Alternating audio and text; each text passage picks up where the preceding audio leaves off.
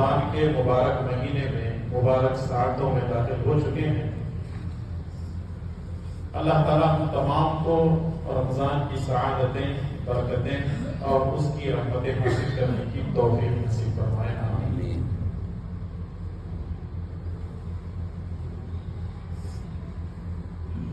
جس طرح اللہ تعالیٰ کے حقوق ہیں، رسول اللہ صلی اللہ علیہ وسلم کے حقوق ہیں، والدین کے حقوق ہیں، پڑوسیوں کے حقوق ہیں، اپنوں اور غیروں کے حقوق ہیں، تو وہیں قرآن کریم کے بھی کچھ حقوق ہیں جس کو اہل علم نے بیان کیا ہے۔ چونکہ رمضان کا مہینہ خصوصی طور پر قرآن کریم ہی کے تعلق سے جس کی اہمیت کو بیان کیا جاتا ہے، اور جیسے کہ میں نے آیت جو پڑھی ہے، شہر رمضان الذی انزل فیہ القرآن، رمضان وہ مہینہ ہے کہ جس میں قرآن کریم نازل کیا گیا۔ تو 5 حقوق ہیں جو بڑے ہی مختصر وقت میں ان 5 حقوق کو میں آپ کے سامنے پیش کر دیتا ہوں۔ اللہ تعالیٰ مجھے اور آپ تمام کو قرآن کریم کے حقوق سمجھنے اور اس پر عمل کرنے کی توفیق نصیب فرمائے، آمین۔ قرآن کریم کا پہلا حق ہے، وہ ہے قرآن پر ایمان لانا۔ قرآن پر ایمان لانا، جیسے ہم لوگ ایمانیات میں سے 6 چیزیں پڑھتے ہیں، آمنت باللہ وملائکتہ وکتبہ ورسلہ والیوم الآخر والقدر خیرہ وشرہ۔ 6 چیزیں تو معلوم ہے آپ لوگوں کو، تفسیر میں جانے کی ضرورت نہیں۔ وکتبہ، کتابوں پر ایمان لانا۔ آسمانی کتابیں جو مشہور ہیں وہ 4 ہیں، توریت، زبور، انجیل اور قرآن مجید۔ اس کے علاوہ صحف ابراہیم و موسیٰ بھی ہیں۔ ان کتابوں پر ایمان لانا ہے، آسمانی کتابوں پر ایمان لانا ہے۔ یہ اور بات ہے کہ قرآن کریم کے علاوہ جتنی کتابیں ہیں اس کے اندر تحریف ہو چکی ہے، رد و بدل ہو چکا ہے۔ ان کے علماء نے حلال کو حرام کر دیا اور حرام کو حلال کر دیا۔ صرف قرآن اللہ کی ایک کتاب ایسی محفوظ ہے، رسول اللہ صلی اللہ علیہ وسلم پر جس طرح اللہ تعالیٰ نے نازل کیا تھا اسی طرح بغیر کسی زبر زیر کے فرق کے قرآن کریم الحمدللہ ہمارے درمیان موجود ہے۔ اور موجود کیوں نہیں ہوگا، محفوظ کیوں نہیں ہوگا؟ کیونکہ اس کی حفاظت کی ذمہ داری اللہ تعالیٰ نے خود لے لی ہے۔ پچھلی جتنی کتابیں ہیں ان کتابوں کی گارنٹی اللہ تعالیٰ نے نہیں لی، لیکن محمد رسول اللہ صلی اللہ علیہ وسلم پر جس کتاب کو اللہ تعالیٰ نے نازل کیا تھا اس کی گارنٹی بھی ہے، اِنَّا نَحْنُ نَزَّلْنَا الذِّكْرَ وَإِنَّا لَهُ لَحَافِظُونَ۔ اس کو نازل کرنے والے ہم ہیں اور اس کی حفاظت کرنا ہماری ہی ذمہ داری ہے۔ تو قرآن کریم پر ایمان لانا ہے، وہ کتبہ، کتابوں کے اندر قرآن کریم ہے، لیکن یہاں سمجھنے والی بات یہ ہے ساری کتابوں پر ایمان لانا ہے، لیکن عمل صرف ایک ہی کتاب پر ہوگا اور وہ ہے قرآن کریم۔ ورنہ آپ یہ سوچنے شروع نہ کر دیں کہ ساری کتابوں پر ایمان لانا ہے تو اس میں کی بھی بعض چیزیں ہم عمل کر سکتے ہیں، نہیں، بلکہ ایمان لانے کا حکم ہے، عمل صرف اللہ کے کلام قرآن کریم پر ہوگا۔ اس کی دلیل کیا ہے؟ اللہ تبارک و تعالیٰ نے فرمایا آمن الرسول بما انزل الیہ من ربہ والمؤمنون کل آمن باللہ وملائکتہ وکتبہ ورسلہ۔ یہاں پر بھی کتابوں پر ایمان لانے کا حکم ہے، اور آپ کو معلوم ہونا چاہیے کہ ایمان کے بغیر آدمی کا کوئی بھی معاملہ مکمل نہیں ہوتا۔ جیسا کہ صحیح مسلم کی روایت ہے، رسول اللہ صلی اللہ علیہ وسلم نے فرمایا والذی نفسی بیدہ لا تدخلوا الجنة حتى تؤمنوا۔ اس وقت تک تم جنت میں داخل نہیں ہو سکتے جب تک تم ایمان نہیں لاؤ گے۔ تو ایمان لانا ہے کتابوں پر، اور ایمان کے بغیر کوئی بھی چیز حاصل ہونے والی نہیں ہے۔ قرآن کریم کا دوسرا حق یہ ہے کہ قرآن کریم کو خوش الہانی کے ساتھ، یعنی تجوید کے ساتھ، تلفظ کے ساتھ، پروننسیشن کے ساتھ پڑھنا، یہ بہت بڑی چیز ہے۔ عربوں سے ہٹ کر کے اجمیوں میں اگر قرآن پڑھا بھی جاتا ہے تو یہاں تلفظ کا خیال نہیں کرتے ہیں، پروننسیشن۔ جیسے ہمارے یہاں بچپن میں ہم لوگ دیکھتے تھے ہمارے پڑھانے والے مردوں میں حضرت ہوتے تھے اور عورتوں کے اندر ان کو دیدی بھی بولتے تھے یا آپا بھی بولتے تھے یا آپا جان ان کو بولتے تھے، وہ پڑھاتے تھے۔ یہ جو حضرت ہیں یا آپا جان ہیں ان کو خود قرآن پڑھنا نہیں آتا تھا لیکن وہ ضرور پڑھاتے تھے سب کو، اور کچھ لوگوں نے انہیں سے سیکھا ہوگا۔ خود میں اپنے بچپن کی بات کر رہا ہوں، ہمارے پڑھانے والے حضرت تھے اور ان کو خود قرآن پڑھنا صحیح آتا نہیں تھا۔ یہ اور بات ہے کہ مدرسوں میں ہم لوگ گئے، پھر اس کے بعد تجوید کی کلاسز وغیرہ ہم لوگوں کو اسپیشل دی جانے لگی، تب جا کر کے الحمدللہ تلفظ ہمارا صحیح ہوا۔ تو قرآن کریم کو خوش الحانی کے ساتھ پڑھنا ہے اور ساتھ میں قرآن کریم کو تجوید کے ساتھ پڑھنا ہے۔ اس کے بغیر جو ہے اگر ہم قرآن پڑھتے ہیں تو اس کا معنی مطلب بہت ہی بگڑ سکتا ہے۔ جیسے ہمارے یہاں جو عام طور پہ جو قرآن پڑھاتے ہیں وہ ہجے کر کے پڑھاتے ہیں۔ ٹھیک ہے، شروع میں بچوں کو سمجھ میں نہیں آ رہا ہے یا خود ذہن کا بچہ اور اس کا دماغ صحیح کام نہیں کر رہا ہو تو وہاں آپ ہجے کر کے پڑھا سکتے ہیں، الف لام زبر اللہ میم زبر ہم دال پیش تو ہم تو اس طریقے سے ٹھیک ہے۔ لیکن جو بچہ روانی کے ساتھ پڑھ رہا ہے وہاں اس کو ہجے کے ساتھ پڑھانا یہ فائدہ مند ثابت نہیں ہوگا۔ عربوں کے اندر ہجے نہیں کرتے ہیں، ڈائریکٹ ان کو پڑھاتے ہیں، ان کی زبان بھی عربی ہے۔ لیکن ہمارے یہاں یہ ہے کہ جب پڑھنا شروع کرتے ہیں تو وہ راگ بھی عجب نکلتا ہے، پھر وہ پڑھنے کا اسٹائل بھی الگ ہو جاتا ہے، اور جب سمجھ میں نہیں آتا تو درمیان میں وہاں پر بھی ہجے کرنا شروع کرتے ہیں، جبکہ ان کا 5 مرتبہ ناظرہ ختم ہو چکا ہے لیکن اٹکنے پر پھر وہاں بھی ہجے کرتے ہیں۔ تو یہ جو قرآن پڑھنے کا جو سلسلہ ہمارے یہاں چل رہا ہے، دیکھیں ہمارے پاس اگر انگریزی اخبار آتا ہے تو چھوٹے بچے پر پڑھ لیتے ہیں، اردو اخبار آتا ہے تو پر پڑھ لیتے ہیں، کنڑا تو کچھ متیوں کی وائر پڑھ لیتے ہیں، لیکن جب مسئلہ قرآن کا آتا ہے تو ہم اس کو اہمیت نہیں دیتے ہیں، اور ہمارے پاس نہ کوئی سکھانے والا ہے کہیں سے، نہ کوئی سیکھنے والا ہے، اگر سکھانے والے ہیں تو سیکھنے والے نہیں ہیں، کچھ سیکھنے۔ اب تو الحمدللہ ہر جگہ علماء موجود ہے، حفاظ موجود ہیں، اب کوئی آدمی یہ بہانہ نہیں بنا سکتا کہ ہم کو کوئی قرآن سکھانے والا نہیں، اب وہ بہانے ختم ہو گئے۔ اب لوگوں کو اٹھنا ہے اور قرآن کریم کو تو جو ہے سیکھنا ہے۔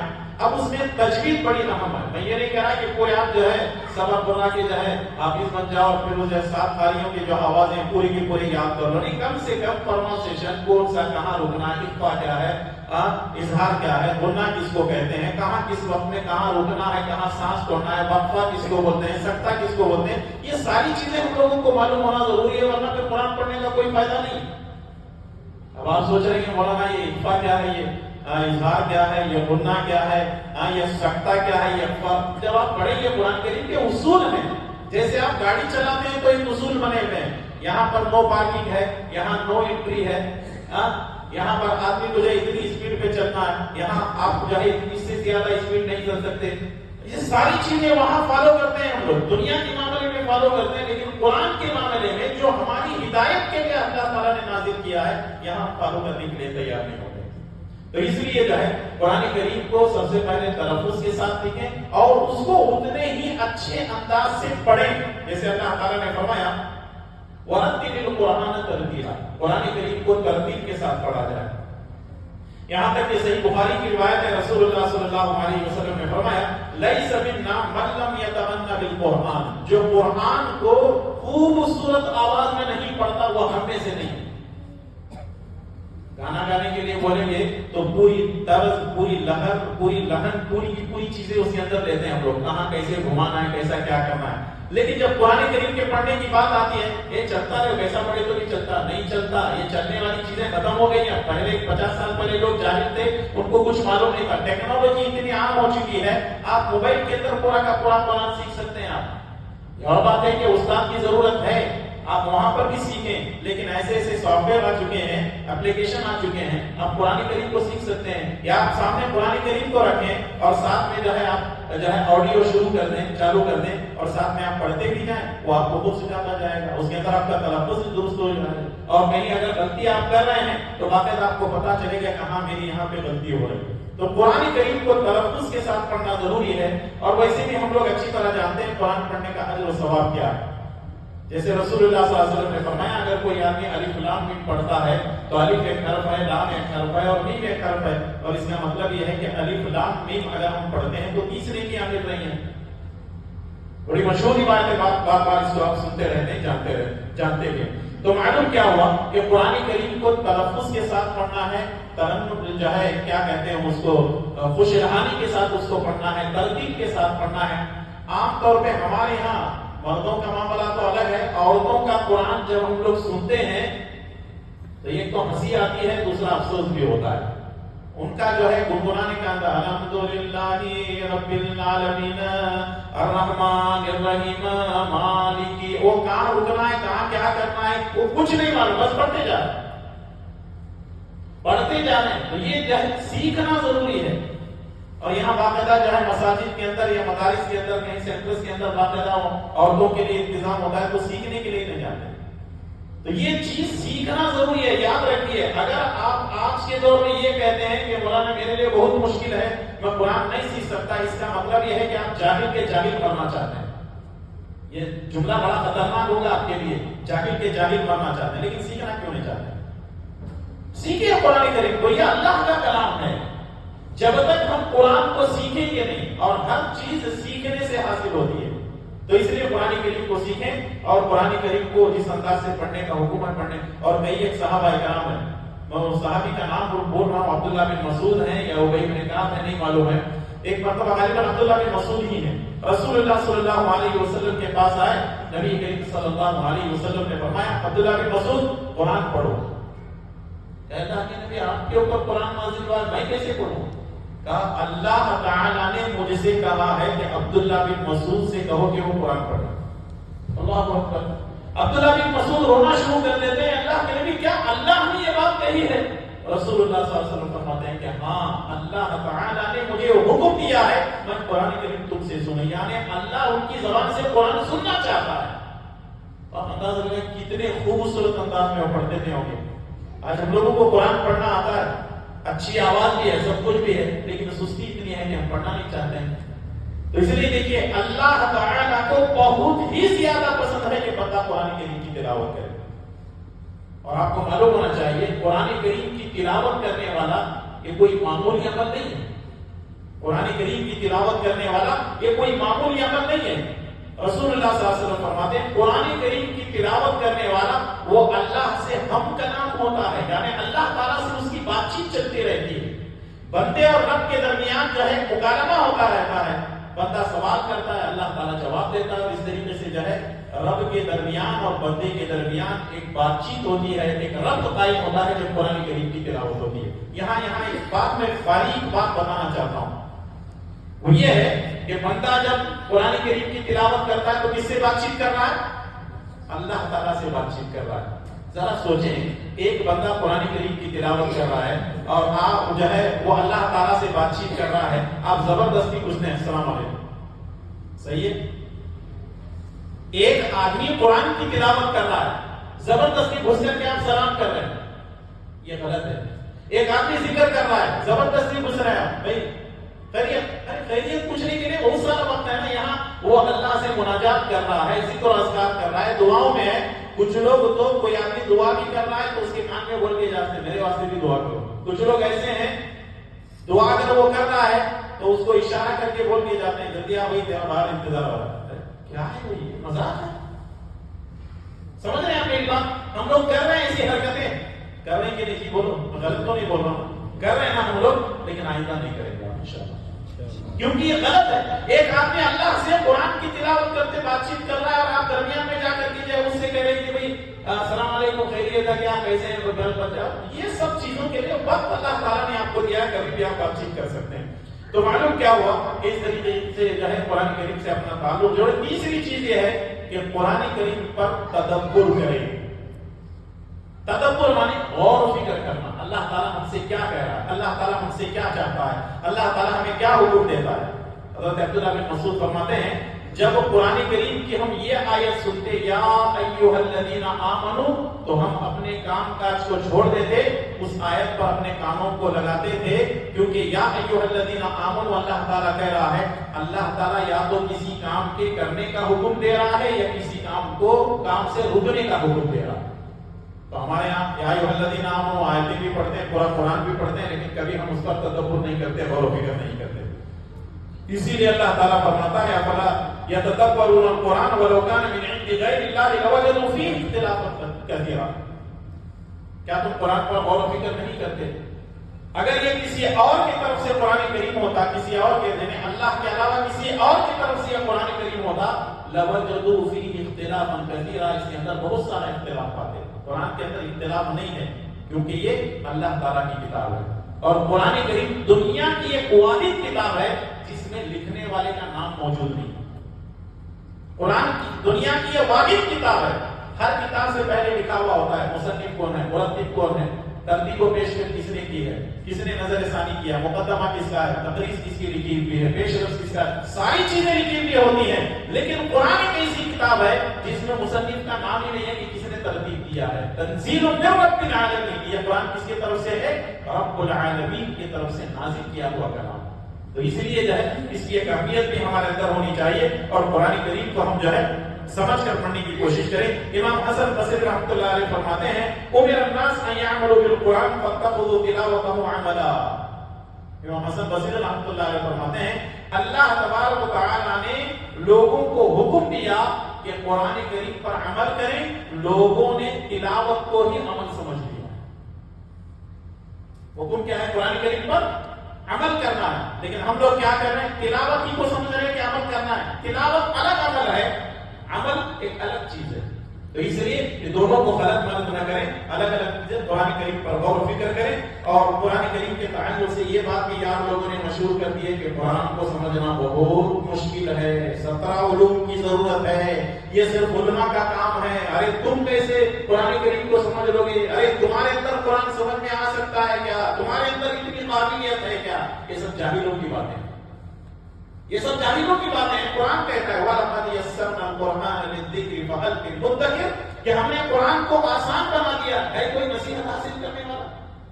قرآن آسان ہے، پڑھنا آسان، پڑھانا آسان، سیکھنا آسان، سکھانا آسان، عمل کرنا آسان، اس کی تلقین کرنا آسان، ساری چیزیں آسان ہیں. یہ اور بات ہے کہ قرآن کریم کے تعلق سے مسلمانوں کے اندر کچھ خاص طبقے کے لوگ ہیں جو اللہ کے کلام سے دور کرتے ہیں، مولویوں کی کتابوں سے قریب کرتے ہیں. مولوی کی کتاب سمجھ میں آ جاتی ہے لیکن اللہ کا کلام سمجھ میں نہیں آتا. کیسے جاہل ہیں لوگ؟ مولوی کی کتاب سمجھ میں آ جاتی ہے اور اس کے اندر ہزار غلطیاں ہوگی، اس کو تسلیم بھی کرتے ہیں، لیکن اللہ کی کتاب جس میں ایک بھی غلطی نہ ہے اور نہ قیامت تک کوئی نکال سکتا ہے، ایسی کتاب کے بارے میں کہہ رہے ہیں کہ اتنی آسانی سے سمجھ میں آنے والی بھی. اگر قرآن کریم سمجھ میں نہ آیا ہوتا تو حضرت عمر اسلام کیسے قبول کرتے؟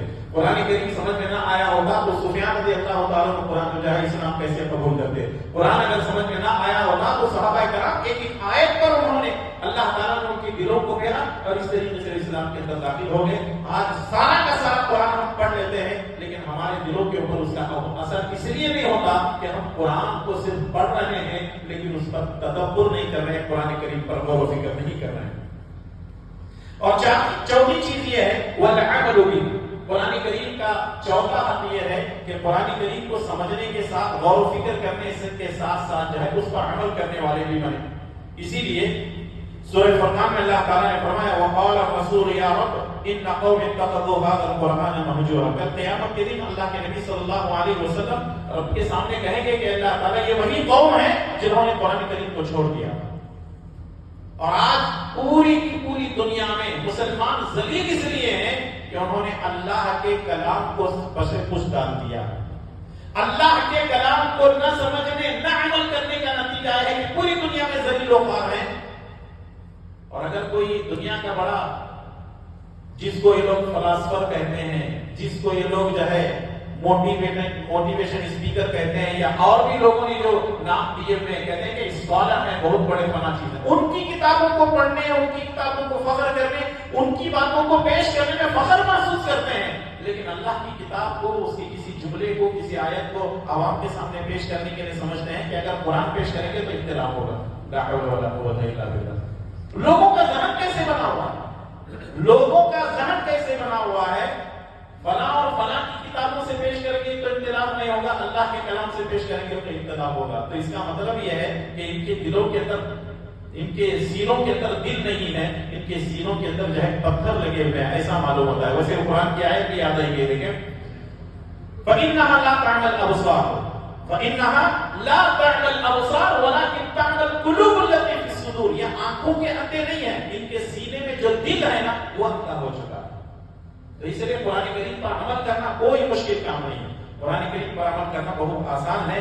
اور پانچویں اور آخری چیز یہ ہے کہ قرآن کریم کے سارے حقوق کو ادا کرنے کے لیے ایک حق ہمارا یہ ہے کہ اس کو پہنچانا، اپنوں تک اور غیروں تک پہنچانا. اسی لیے کہ اللہ تعالیٰ نے نبی کریم صلی اللہ علیہ وسلم سے فرمایا یا ایھا الرسول بلغ ما انزل الیک من ربک وان لم تفعل فما بلغت رسالته واللہ یعصمک من الناس ان اللہ لا یہدی القوم الکافرین. اللہ تعالیٰ نے فرمایا کہ اے رسول جو ذمہ داری آپ کو دے دی گئی ہے آپ اس کو پہنچائیے. بلغ ما انزل الیک من ربک، جو آپ پر نازل کیا گیا ہے، جو آپ پر اتارا گیا ہے، جو قرآن ہے، اس کو لوگوں تک پہنچائیے. وَإِن لَمْ تَفْعَلْ، اور اگر آپ نے ایسا نہیں کیا فَمَا بَلَّغْتَ رِسَالَتَهُ، گویا کہ آپ نے نبوت کے حق کو ادا نہیں کیا. جب نبی کو یہ بات کہی جا رہی ہے تو اب ہماری ذمہ داری بنتی ہے کہ ہم قرآن کریم سے اپنا تعلق جوڑیں، قرآن کریم کو سیکھیں، سکھائیں، اس پر عمل کریں اور دوسروں کو پہنچانے کے لیے، دوسروں تک پہنچانے کے لیے جو بھی ذریعہ ہو سکتا ہے اس کو اپنانے کی کوشش کریں. آج ہمارے غیر مسلم بھائیوں کو قرآن کریم کے بہت ساری آیتوں پر اعتراض ہے. جہاد کی آیتوں کو نکال دو، طلاق کی آیتوں کو نکال دو، ایک سے زیادہ شادی کی آیتوں کو نکال دو، وراثت کی آیتوں کو نکال دو، کفر کی آیتوں کو نکال دو. ہمیشہ وہ اعتراض کرتے رہتے ہیں. ان آیات، ان حالات میں آج ہماری یہ ذمہ داری بنتی ہے کہ ہم ان چیزوں کو اپنے ذہن و دماغ میں بتائیں. اس کا جواب کیا ہو سکتا ہے غیر مسلموں کے اندر اپنے بھائیوں کے درمیان ان کو بتائیں تو انشاءاللہ تعالیٰ ان کے شکوک و شبہات دور ہو سکتے ہیں. یہ قرآن کریم کے 5 حقوق تھے جو آپ کے سامنے پیش کیے گئے ہیں. اللہ تعالیٰ مجھے اور آپ تمام کو اور ہر مسلمان کو قرآن کریم سے اپنا خصوصی تعلق جوڑنے کی توفیق عطا فرمائے. اے اللہ قرآن کریم کو سیکھنے کی توفیق عطا فرما، قرآن کریم پر غور و فکر کرنے کی توفیق عطا فرما، قرآن کریم کو عمل کرنے اور دوسروں تک پہنچانے کی توفیق عطا فرما. اے اللہ رمضان المبارک کی جملہ عبادتوں کو جو ہے قبول فرما. اے اللہ تعالیٰ لیلۃ القدر حاصل کرنے کی توفیق عطا فرما. اے اللہ تعالیٰ ہم تمام جو تیرے لیے بھوکے اور پیاسے ہیں اور بھوک اور پیاس کو برداشت کر رہے ہیں، اے اللہ تعالیٰ ہم تمام کو اس کا بہتر بدلہ دنیا اور آخرت میں عطا فرما. اور جو لوگ جماعت اور جمعیت کی، روزے داروں کی اور غریبوں اور مسکینوں کی خدمت کر رہے ہیں، اے اللہ تعالیٰ ان کو دنیا اور آخرت کی بھلائیاں نصیب فرما. جب تک ہمیں زندہ اسلام پر زندہ اور خاتمہ بالخیر فرما. وصلی اللہ علی نبینا محمد وعلی آلہ وصحبہ اجمعین. والسلام علیکم ورحمۃ اللہ وبرکاتہ.